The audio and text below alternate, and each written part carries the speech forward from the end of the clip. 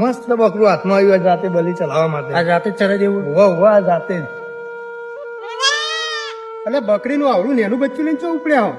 મસ્ત બચ્ચું લાવ્યો યાર, પાળવા લાવ્યો હું. ના ભાઈ ના, પાળવા માટે નહીં, અમારા માતાજી બાધા હા ને એટલે લઈ જવાનો. એટલે ભાઈ માતાજી મંદિરે જઈને મૂકી દેવાનું ખાલી. ના ભાઈ ના, મૂકી નહીં દેવાનું. માતાજી રજા આલે ને તો રાતે વધેરી જ દેવાનું. એ હું વાત કરે યાર, કેટલું મસ્ત અબોલ જીવ હ અને તું એને વધેરવાની વાતો કરે. એટલે ભાઈ માતાજી માગે તો કરવી પડે. અલ્યા ભાઈ, જીવની હત્યા કરવી જરૂરી છે? એની જગ્યાએ આપણે એનો વજન કરીને હુખડી પેડા કો તો ચોખા કરીએ તો ના ચાલે માર ભાઈ? જયારે માતાજીના ઓગણામાં નિર્દોષ જાનવરને મારી અને એની જયારે તમે હત્યા કરતા હશો ત્યારે માતાજીના ઓગણામાં કેટલું લોહી લોહી પડતું હશે. શું કરીએ યાર, માતાજી માગે એમાં અમે શું કરીએ?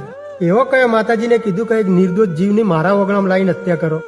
ભાઈ મારા પહેલા અમે માતાજીની રજા લઈએ જ છીએ અને પછી જ આ બધું કરીએ. તમે માતાજી જોડે રજા લઈને કરો એ વાત તો સમજ્યા, પણ તમે માતાજી જોડે એવી રજા લઈ શકો કે માતાજી તારા ઓગણામાં એક નિર્દોષ જાનવરની હત્યા કરવી, એના જગ્યા ઉપર અમે તને હુખડી પેડા ચોખા કે બીજી ગમે તે પ્રસાદી ચડાવીએ તો ના ચાલે?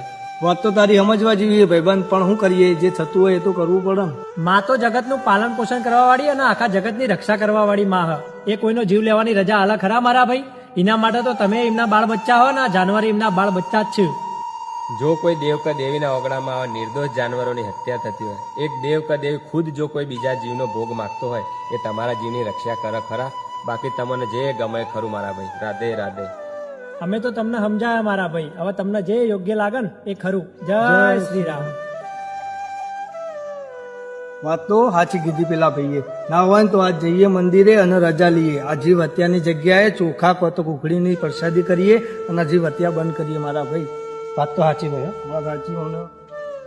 और जिस देवता को प्रसन्न करने के लिए किसी निर्दोष के प्राण लेने पड़े, वो देवता प्रसन्न करने के योग्य नहीं.